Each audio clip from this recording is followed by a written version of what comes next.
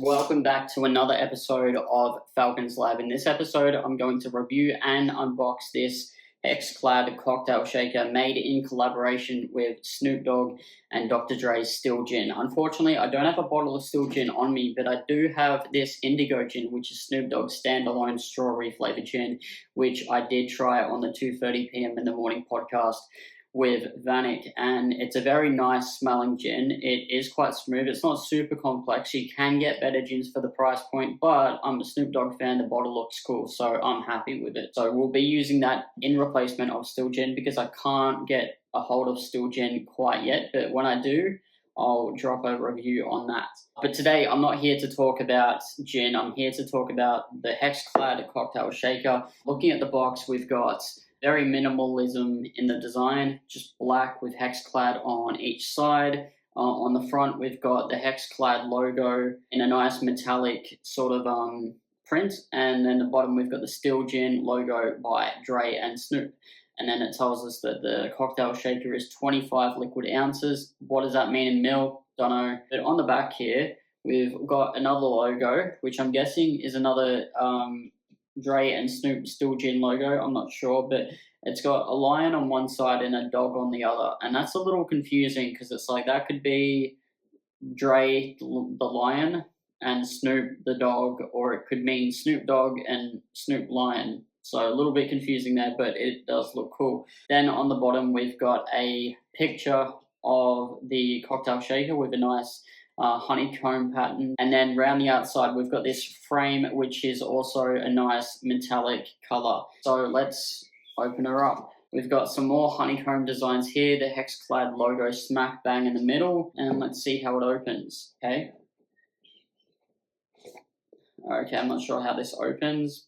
Okay, so we've got a hinge, which is a magnetic hinge. Very nice touch. So it's not just about the aesthetics of the shaker. They've thought about the aesthetics of the packaging too, which is really nice. I appreciate that. And then we've got a little quote here that says, "The genius is in the mix," and that's kind of a pun because it's talking about mixing music and mixing drinks. Just mixology in general. I don't know if mixology applies to music, but it does now. And then we've got a black piece of foam, and then behind it, we've got the cocktail shaker. Now, this came in two colors. I opted for I think it was the silver. There was also a gold. They might have been marketed differently, but anyway. I'm not much of a gold fan, so I went with the silver. And it does have that hexagonal design on the outside, which is nice.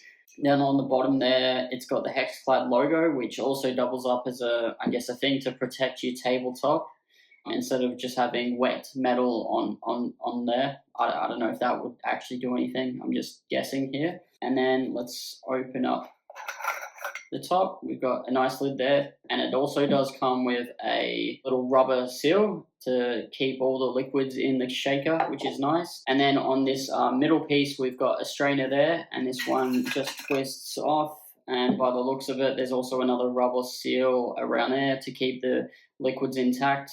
Now, is the rubber seal necessary? Maybe for this design, but I've also never seen a cocktail shaker with a rubber seal like that, so I don't know. Inside of this lid, I don't know if you can see that, but there is 1 to 5 ounce measures there. No metric. It would be nice if they put metric on the other side, but I suppose it would be kind of complicated to do all the different rings for both measurements. But in saying that, I do make cocktails in ounce measurements anyway, so for me, that's not a problem. But what I do find weird is that the biggest measurement is 5 ounces and the smallest is 1 ounce. And more often than not, I find myself using quarter, half ounces, 3/4 of an ounce measurements. So you're going to need another measurer on top of this one. But for convenience, it is nice to have measurements on there. But personally, I don't really see myself using them. Okay, there's some stuff in here, so let's have a look at that. But yeah, I'll come back to that. But the shaker is double-walled insulated, which, is that just marketing? Not sure. If I had to hypothesize, what that would mean is the drink would stay a lot colder on the inside and the outside wouldn't frost up as much. But we'll find out. Okay, so let's put that to the side. In this little bag here, we've got extra rubber seals, which is nice because the metal is probably going to last a long time. The rubber, on the other hand, would go through a bit more wear and tear. And then we've got a little piece of cardboard here that tells you how to clean and how to use the shaker. Now, we're not going to go into how to use a cocktail shaker because most of you guys already know that, but some important information is not to use abrasive cleaners because that would wreck the very nice finish. And then most importantly, do not put in the dishwasher. You know, for a cocktail shaker that you're paying, what, I think I paid $150 for this, which is ridiculous. You want to look after it. It also says do not put in the freezer as that can damage the vacuum seal and structural integrity. So yeah, do not use abrasive cleaners, do not put in the dishwasher, do not put in the freezer. Those are the main things. So I'm just going to put this to the side for now and just talk about cocktail shakers for a minute. Okay, so my go-to cocktail shaker is this one here, and I think this one costs like 20 bucks. So in comparison to this one a lot cheaper, and I can put it in the dishwasher. It does have like a beaten exterior on it, and it is also a 3-part cocktail shaker. No fancy measurements inside, just the lid. No rubber seals as well, unnecessary for this one apparently. It does have a strainer there, but it is also not double walled. But the thing about this is when I use it, I know that the drink has been thoroughly shaken when the outside is completely iced. One of the potential flaws on this might be is if the outside doesn't ice up like this one does, how do I know when the drink is ready outside of shaking it for X amount of time? Because sometimes depending on how cold the ice is, how cold the liquids are, how cold the ambient temperature is, that all affects how long you shake a drink for. So having it ice up is a good indicator for me. Also, being able to listen to the ice dilute as you're shaking it is another good indicator. But if this one is insulated, how do we know what's happening on the inside? That's one of my concerns. So let's look at another type of cocktail shaker. So the two that we looked at before, the Hexclad and this one here, are both cobbler shakers. And they come in the bottom part, which is the tin, and then we've got the 2-part lid. And this is super user-friendly and easy for people making drinks at home, but in a professional setting, you're more likely to see something like this, except this glass part here is most likely going to be metal because in commercial settings, you don't want to be working with broken glass. Even at home, frankly, you don't want to be breaking this part of the shaker.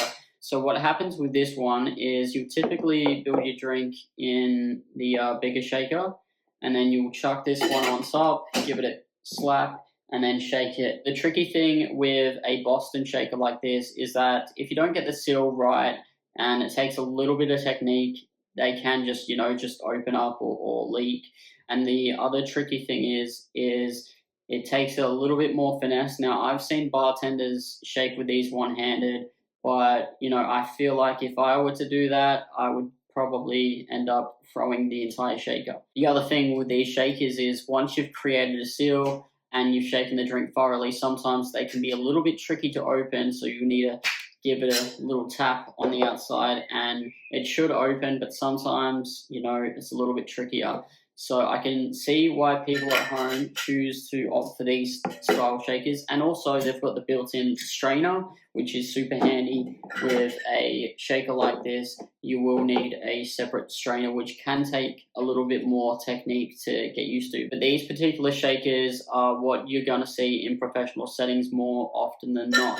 But also these shakers, especially if you've got a metal tin like this, will be dishwasher safe as well. So that's the plus side about something like that. But also no built-in measurers. So I can see the appeal of something like this, and this one aesthetically does look very nice, and it's tied in with Dr. Dre and Snoop Dogg's gin, which is cool. But is the Hexclad going to be worth paying $150 for in comparison to paying, I think I got this for like 20 bucks. So let me go and make a drink, and I'll be back.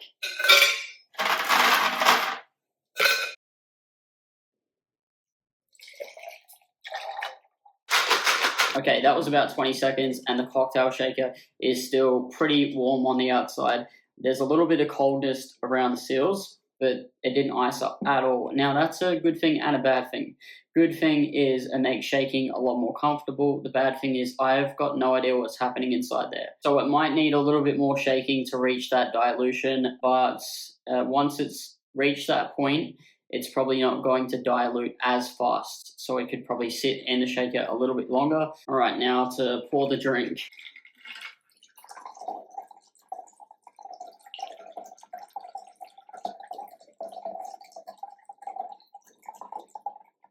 In a professional setting, you probably would double strain that, but I'm not a professional, so cheers.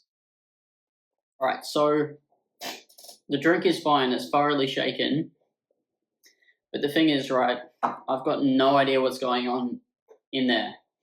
I can't feel the outside frosting up because it's not frosting up. I can hear the dilution of the ice, but it's not as easy to hear. The measurer, the built-in measurer, is fine for convenience, but it's not going to do the whole job. Having an extra measurer will definitely be handy. So yeah, for $150, it's a nice aesthetic looking cocktail shaker, but it will need to be babied a little bit more than your typical cocktail shaker, which I chuck this one in the dishwasher all the time, no problems. Now, the marketing sell points of double walled, now that can keep your drink colder, but again, I've got no idea what's going on the inside of the shaker. I can hear the dilution a little bit, but I'm not super in tune with that. Feeling it frost up on the outside is a better indicator for me because I'm not a professional. The built-in measurers on this one are handy because this one's got no measurers at all. But you will need an extra measurer if you want to do those half-ounce increments or quarter-ounce increments. But yeah, I'm a Snoop Dogg fan, I'm a Dr. Dre fan, and I like to drink. It's a nice luxury to have in my collection, but is it something that you need? Probably not. Is it something that is worth paying $150 for? Absolutely not. You don't necessarily need a fancy cocktail shaker like this one. You don't even need a cocktail shaker like this one. A drink bottle will suffice in a pinch. So, if you just like making cocktails, something like this is fine. Something like this is fine. If this was like $50, I'd be like, oh yeah, it's a little bit expensive. It is what it is. Anyway, I hope you guys enjoyed this unboxing/review of the Hexclad cocktail shaker made in collaboration with Dre and Snoop's Still Gin. So anyway, it's a luxury that you don't need to buy, but if you do have the money to buy it and want to buy it, you're probably not going to be disappointed. Anyway, this is the first episode of Falcon's Lab for 2026. Let me know what you guys want me to review next, and I'll try to make it happen. Until then, peace out.